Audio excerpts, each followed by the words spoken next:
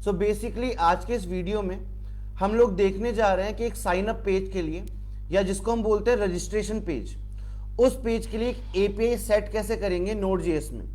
और इस पर्टिकुलर काम के लिए हम डेटाबेस जो यूज कर रहे हैं वो हमारा MongoDB होने वाला है। ठीक है, सो हमने लास्ट लेक्चर तक इंस्टॉल कर लिया था मोंगोस को। अभी हम क्या करने जा रहे हैं, हम फोल्डर स्विच करने जा रहे हैं। तो ओपन फोल्डर में जाएंगे और हमारा जो फोल्डर था वो बैकएंड था, इसको ओपन कर लेते हैं। नाउ हमने लास्ट टाइम पे यहाँ पे एक फाइल बनाई थी index.js करके, आप देख सकते हो। यहाँ पे हमने एक सैंपल कोड बना के उस सैंपल कोड को रन किया था। सो आज क्या करने जा रहे हैं, हम एक अलग सेटअप करेंगे कॉन्फ़िगरेशन फाइल के लिए, डेटाबेस फाइल के लिए, स्कीमा फाइल के लिए, और उन सब फाइल के सेटअप करके हम बेसिकली यहाँ पे एक एपीआई क्रिएट करेंगे जो कि काम करेगा साइन अप का। सो बेसिकली इस काम को करने के लिए हम लोग क्या करेंगे, यहाँ पे एक नया फोल्डर बनाएंगे सबसे पहले। और आप चाहे तो इस फोल्डर का कोई भी नाम रख सकते हैं, पर बेसिकली मैं जो नाम लेके चल रहा हूँ डीबी नाम लेके जा रहा हूँ। तो मैंने डीबी नाम से एक फोल्डर बना लिया है। नाउ इस डीबी नाम के फोल्डर में क्या करना है हमें, इस डीबी नाम के फोल्डर में सबसे पहले हमें बनानी है कॉन्फ़िगरेशन फाइल। तो इस फोल्डर को ओपन करके इसके अंदर बना लेते हैं हम लोग config.js। परफेक्ट। और उसके बाद मैं एक और फाइल बना रहा हूं उसके अंदर, जिसका मैं नाम रख रहा हूं user.js। user.js okay. अब सबसे पहले क्या करेंगे, कॉन्फ़िगरेशन फाइल में जाएंगे। कॉन्फ़िगरेशन फाइल के अंदर हम लोग बनाने जा रहे हैं कॉन्फ़िगरेशन, जहां पे हम कनेक्शन डालेंगे सिर्फ MongoDB का। कनेक्शन डालने का पहला स्टेप मैं स्टेप बाय स्टेप बता रहा हूं आपको। आप पहले स्टेप पे इंपोर्ट करेंगे मोंगोस को। तो मैंने यहां लिखा const mongoose is equal to require, and यहां डाल दिया मैंने मोंगोस। सो हमारा इंपोर्ट हो गया। इंपोर्ट करने के बाद हम मोंगोस को कनेक्ट करेंगे, MongoDB को कनेक्ट करेंगे नोड से। उसके लिए हम लोग लिखेंगे मोंगोस डॉट कनेक्ट, जो कि हमारा एक फंक्शन है। ये कनेक्शन जो है एक स्ट्रिंग लेता है। स्ट्रिंग के अंदर आपको सबसे पहले ये बताना पड़ता है आपका डेटाबेस का नाम क्या है। तो मैंने लिखा MongoDB। उसके बाद आप लगाएंगे कॉलन स्लैश डबल स्लैश, जो कि ये बताता है कि एड्रेस क्या है। तो एड्रेस यहां पे जाएगा लोकल होस्ट, एंड देन हम लोग लगाएंगे कॉलन, और फिर लिखेंगे पोर्ट नंबर जो कि MongoDB का है, जो कि होता है 27017। ये पोर्ट नंबर लिखने के बाद यहां पे आके हम लोग क्या कर सकते हैं, यहां पे एक डेटाबेस का नाम डाल सकते हैं, जो भी आपको मर्जी हो। हमने लास्ट टाइम जो बनाया था वो ecom बनाया था, आप ecom डाल दीजिए, या फिर अगर आप नया बनाना चाहते हैं तो आप e-commerce करके बना लीजिए, या फिर किसी और नाम से बना लीजिए। तो मैं यहां ले रहा हूं ecom डैश करके। परफेक्ट। ये मेरा कॉन्फ़िगरेशन फाइल का सेटअप हो चुका है। यहां इसको सेव कर लेते हैं। सो कॉन्फ़िगरेशन फाइल में हमने क्या किया, यहां पे हमने मोंगोस को इंपोर्ट करवाया और कनेक्शन करवाया है MongoDB का, किसके साथ, नोड के साथ। यहां पे हमने डाला एड्रेस जो कि है लोकल होस्ट और IP address, sorry port number, और फिर हमने यहां पे लिखा डेटाबेस का नाम, जो भी हम फ्यूचर में बनाने वाले उस डेटाबेस का नाम। नाउ नेक्स्ट थिंग हमारे पास क्या आती है, मैं एक बार आपको समझा के चलता हूं। हम लोगों को अगर मोंगोस के साथ काम करना है तो यहां पे पहला स्टेप जो होता है वो होता है कनेक्शन, जो कि हम कर चुके हैं। उसके बाद अगला जो स्टेप हमें करना होता है ना, उसको हम बोलते हैं स्कीमा। हमें स्कीमा बनाना होता है। उसके बाद हमें बनाना होता है मॉडल। ठीक है, इन सारे काम को करने के लिए हर कलेक्शन या डेटा टेबल के लिए हम लोग एक अलग फाइल यूज करने वाले हैं। जैसे कि यहां पे जो यूज हम कर रहे हैं वो है यूजर वाली फाइल। ठीक है, तो मैं जाता हूं यूजर फाइल में। हम साइन अप के लिए काम कर रहे हैं, इसलिए मैंने नाम यूजर दिया है इसका। कॉन्फ़िग को मैं सेव कर देता हूं। अब हम जाते हैं यूजर फाइल में। यूजर फाइल में जाके सबसे पहले तो लिख लेंगे const mongoose equal to require bracket, and यहां पे डाल देंगे मोंगोस। ये डालने के बाद यहां पे हम सबसे पहले बनाएंगे स्कीमा। स्कीमा क्या बताता है, स्कीमा ये बताता है कि जो टेबल आप बनाने जा रहे हैं MongoDB के अंदर, उस टेबल का स्ट्रक्चर क्या होगा, या उसमें किस किस नाम से कॉलम होंगे। तो मैंने यहां पे लिखा const user schema equal to new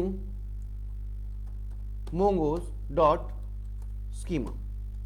इस तरीके से लिखने वाले हैं। परफेक्ट। अब इसके अंदर बनाएंगे एक ऑब्जेक्ट, जावास्क्रिप्ट ऑब्जेक्ट, और यहां बताएंगे हमारे कॉलम के नेम। मैं पहला कॉलम लेने जा रहा हूं नेम नाम से, जिसका डेटा टाइप मैं स्पेसिफाई कर रहा हूं स्ट्रिंग। सेकंड जो मेरा कॉलम रहेगा वो रहेगा ईमेल का, जिसका डेटा टाइप मैं लेने जा रहा हूं स्ट्रिंग। एंड थर्ड जो मेरा कॉलम रहेगा वो रहेगा पासवर्ड का, और इसका डेटा टाइप मैं लेके जा रहा हूं स्ट्रिंग। ये तीनों कॉलम मैंने बता दिए, जितने भी कॉलम आपको अपनी टेबल में जितने कॉलम चाहिए आप सारे कॉलम के नाम यहां पे स्पेसिफाई करें और उनके डेटा टाइप बता दें। मेरे को 3 ही कॉलम चाहिए थे, तो मैंने तीनों कॉलम के नाम डाल के यहां पे डेटा टाइप बता दिया। नाउ नेक्स्ट स्टेप पे हम यहां पे आएंगे और इसको एक्सपोर्ट कर लेंगे यहां से। तो मैंने लिखा module dot exports equal to mongoose dot model, और यहां पे बेसिकली दो पैरामीटर्स पास करने पड़ते हैं।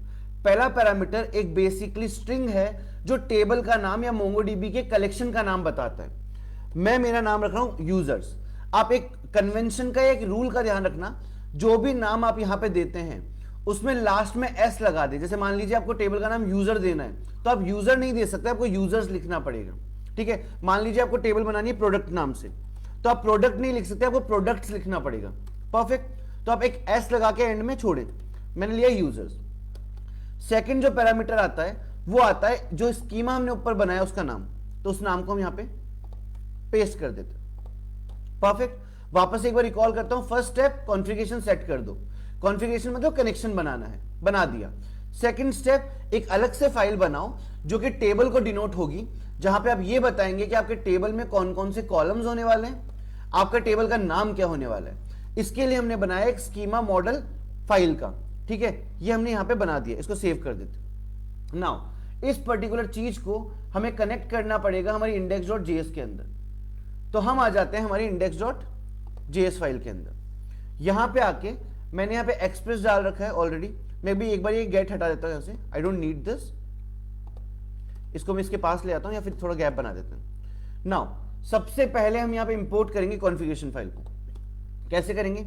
हम लिखेंगे यहां पे रिक्वायर, और रिक्वायर लिखने के बाद हम यहां पे लगाएंगे डॉट स्लैश डेटाबेस का जो फोल्डर बनाया था डीबी नाम से, उस फोल्डर का नाम स्लैश कॉन्फ़िग।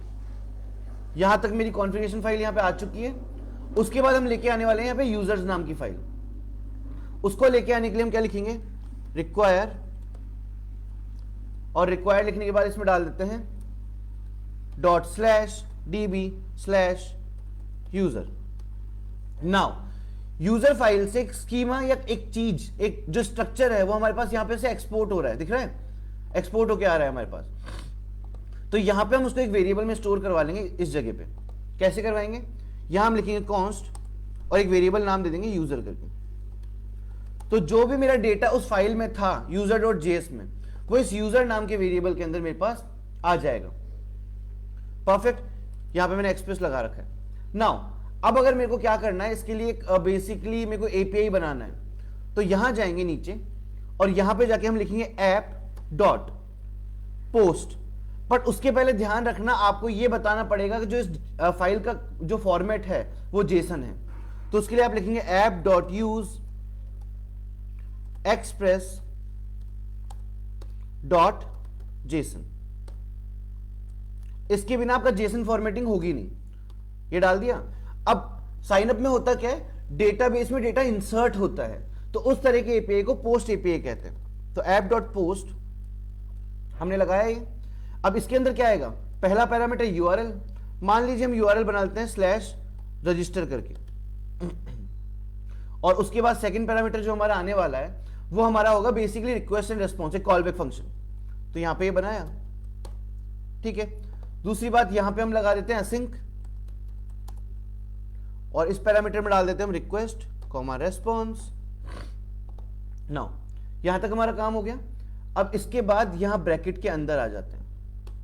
यहां पे सबसे पहला काम, जो भी एपीआई से डेटा हमारे पास आएगा, आप सबको पता है वो रिक्वेस्ट डॉट बॉडी के अंदर आता है, ठीक है।